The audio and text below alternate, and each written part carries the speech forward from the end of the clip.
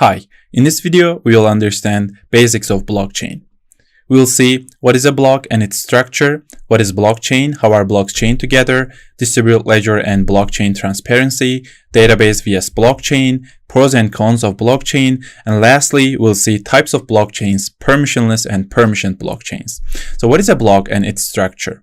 In general terms, a blockchain is a giant ledger of transactions, records, and data. Blocks are the building blocks of blockchains. Transactions are recorded in blocks. So we'll understand everything I mentioned here in detail, but first understand how to create a blockchain. To be able to do that, we first need a block, and we need to link this block to another one, and we need to apply the same logic to whole blockchain.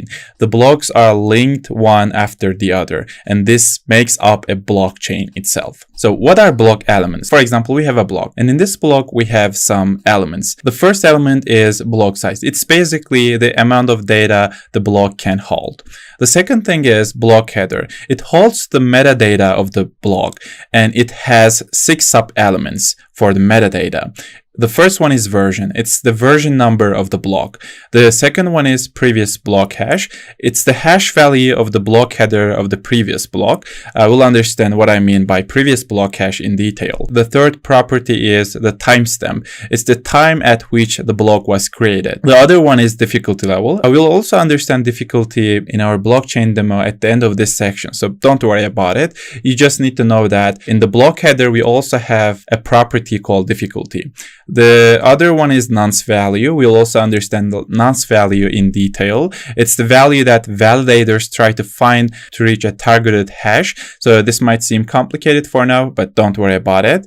So, and Merkle root, it's the value obtained after placing all the transactions into a Merkle tree. We'll also understand Merkle trees in detail. Okay. For the block header, we had 6 sub-elements. Now, the third element of a block is transaction counter. It represents the number of transactions that are stored in the block. And as the last element, we have transactions. It's a list of transactions within the block. Nothing complicated about it. Okay. So let us understand Merkle root. The Merkle root is a unique representation of all of the transactions in a block. It's a hash value that is calculated from the transactions. So imagine in a block, we can have a lot of transactions, and we don't want to store every single one of them. Instead, we want to pair them into groups, and we want to get a hash value, which is called Merkle root. So for example, we have 4 transactions. It can be 15, 30. For this example, I will use 4 transactions, and these are the leaves of our tree structure. And we group them into pairs, and we get these branches. So we had 4 transactions, and now we group them into pairs, and now we have 2. Then we group these 2 hashes into another hash, which is our Merkle root. By doing this, we get a single hash value from all of these transactions, and we will store this in the header of our block. We will understand this tree structure, Merkle root, and we also have a concept called Merkle proof in detail, so you don't need to worry about it. So what is a block hash? Hash values are generated using hashing algorithms. SHA-256 is one of these. The SHA-256 takes various properties of a block as input and produces a block hash as output. Okay, in our header we have version, previous block hash, timestamp, difficulty, nonce, and Merkle root. So we mentioned all of these. Then we want to put them into an algorithm called SHA-256, and this algorithm will give us a single hash value, which is the identity of our block, and this is called block hash. Okay, so how are blocks chained together? A blockchain is made up of a series of blocks that are linked together. The link between the block is created using hashing algorithms. The hash of previous block is used to calculate the hash of the next block. For example, we have a block, and I will store the hash of this block in the next block's header. And in our header, we know that there's a property called previous block hash, and that property will be the hash of this block. And this applies the whole blockchain. For example, in this block, we also have a property called previous block hash, which is the hash of this block. And this applies the whole blockchain. So distributed ledger and blockchain transparency. A distributed ledger is a database that is stored, shared, and synchronized across a network of computers. Blockchain technology allows multiple parties to record transactions and share the records with each other transparently and securely. Okay, to be able to understand a distributed ledger, let us first understand a database logic. In a database, there is usually one single authority responsible for managing and maintaining the data. This could be a database administrator or a team of administrators who are responsible for ensuring the accuracy and integrity of the data. Access to the database is typically controlled, meaning that only authorized users are able to view or modify the data.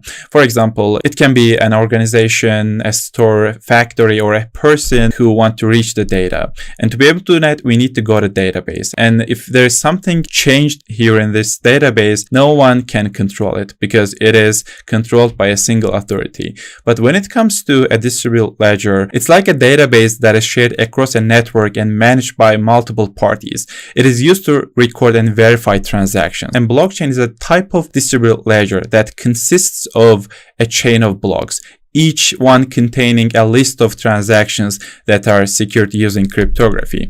For example, here we have a ledger for every party. Everyone can download the data and can see it, meaning that we don't want to trust in a single database. Instead, everyone can download the data and can see what's going on. Database vs blockchain. I will compare database and blockchain to understand everything. So databases are centralized while blockchains are decentralized. Databases are typically centralized, meaning that there is a single central authority responsible for managing and maintaining the data. Access to the database is typically controlled and only authorized users are able to view or modify the data. Blockchains, on the other hand, are decentralized. There is no central authority and the network is made up of many computers, also known as nodes. I will talk about nodes in detail, that are all connected and working together. This makes it difficult for any single participant to alter the ledger without the consensus of the network. I will also talk about consensus algorithms, mechanisms in detail, so you don't need to worry about it. What you need to know is that databases are centralized and blockchains are decentralized. Databases are also fast while blockchains might be slow. The speed of a database depends on a number of factors, including the hardware it's running on, the number of users accessing it, and the size of the database. In general, databases are able to process transactions relatively quickly. Blockchains, on the other hand, can be slower than databases. This is because every transaction on a blockchain must be verified by multiple participants on the network, and this process can take some time. In addition, the speed of a blockchain is limited by the speed at which new blocks can be added to the chain. It's a complex system, and of course, there are a lot of blockchains who are trying to fix these problems to make it faster. We'll also talk about these blockchains like BNB Smart Chain in detail. So databases are mutable while blockchains are immutable. Databases are mutable, meaning that data can be added, modified, or deleted. This is useful for maintaining the data accuracy and completeness of the data, but it also means that there is a risk of data being changed or corrupted by a single authority. Blockchains, on the other hand, are immutable. This means that once data has been written to the blockchain, it cannot be changed. This makes it secure and reliable way of storing data. It also means that any mistakes or errors must be addressed by adding new transactions to the blockchain rather than modifying existing ones. This might also seem complicated, but you can think of it like this. If you want to change something in a database, you need to delete the previous version and you can add the new one. But in a blockchain, you cannot do that since you cannot change previous blocks. Instead, you need to add a new block to make this happen. Let's talk about pros and cons of blockchain. I'll first start with pros. The first pros can be the security of blockchain. Blockchain uses cryptography to secure its transactions, making it difficult for anyone to alter the ledger without the consensus of the network. So you don't need to worry about the consensus of the network part. I will explain it in detail, but there are a lot of parties, and if we want to change something, we need to make every party to know what's going on, to know what's changed. Okay? Transparency. Transactions on a a blockchain are visible to all parties on the network, making it transparent system for recording and verifying transactions. Accessibility. Because a blockchain is decentralized, it does not rely on a single authority or organization to manage it. This makes it more accessible and allows more people to participate in the network. Decentralization. As I mentioned, the decentralized nature of blockchain means that there is no central authority controlling it. This can help to reduce the risk of censorship and make the system more resistant to tampering. Okay? So when it comes to cons, the performance of blockchain systems can be slower and less efficient than traditional databases, especially when it comes to handling large volumes of transactions. This is due to the fact that each transaction must be verified by multiple nodes on the network and added to the blockchain, which can take a lot of time. Complexity. Blockchain technology can be complex and difficult to understand, especially for those who are not familiar with cryptography and distributed systems. This can make it challenging for organizations to implement and maintain a blockchain-based system. Control. In a blockchain system, there is no central authority or intermediary, which means that it can be difficult to control or regulate. This can be seen as both positive and a negative aspect of blockchain depending on your perspective, because for example, you have a problem, and in a centralized bank system, for example, if you have a problem, you can call the customer service and you can figure your problem out. But when it comes to blockchain, this can be hard to do that because of the design of the blockchain. So speed of transactions. As I mentioned, the verification process for each transaction can take time, which can slow down the overall speed of the system. This can be an issue for organizations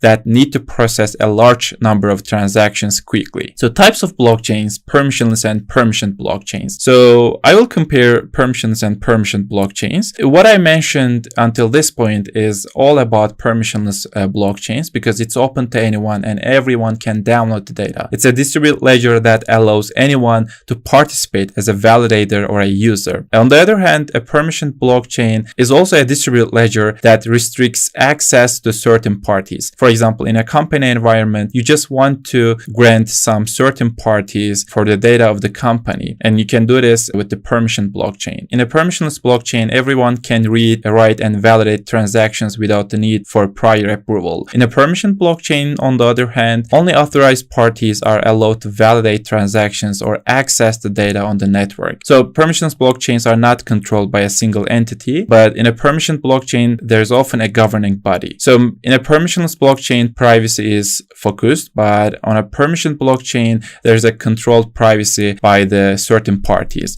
So as examples, we can give BNB Chain, Ethereum, and Avalanche to permissionless blockchains, and Corda and Hyperledger Fabric to permissioned blockchains. So if you are curious about them, you can check them out, but we'll talk about permissionless blockchains in detail, especially BNB Chain. So that's gonna do it for this video. I will see you in the next one.